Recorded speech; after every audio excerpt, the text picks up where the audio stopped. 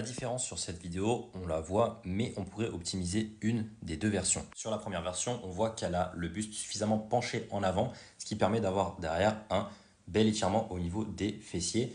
Et elle vient limiter également sa flexion de genou pour éviter d'avoir trop de recrutement au niveau de ses quadriceps. Ressenti plus au niveau des fessiers, un petit peu moins au niveau des quadriceps. Tandis que sur cette version-là, on voit qu'elle a le pied qui est un petit peu plus en avant, le buste beaucoup plus droit, donc on va avoir du coup une flexion de hanche qui va être moins prononcée. Les fessiers travaillent quand même un petit peu, parce qu'il y a quand même une flexion, mais beaucoup plus de flexion au niveau des quadriceps. Ce qu'elle pourrait optimiser, c'est reculer un tout petit peu son pied avant de façon à pouvoir envoyer le genou un tout petit peu plus vers l'avant. Et si la mobilité de cheville ne le permet pas, tout simplement mettre un petit disque de 1,25 ou 2,5 sous le talon, mais uniquement le talon de la jambe avant. Ça permettra d'avoir une flexion de genou encore plus importante et donc un meilleur recrutement des quadriceps. C'est vraiment léger, cette version-là est aussi intéressante, bien évidemment. Petit tips, je conseille toujours de commencer tous les exercices en unilatéral par le côté le plus faible, que ce soit pour le haut du corps ou le bas du corps.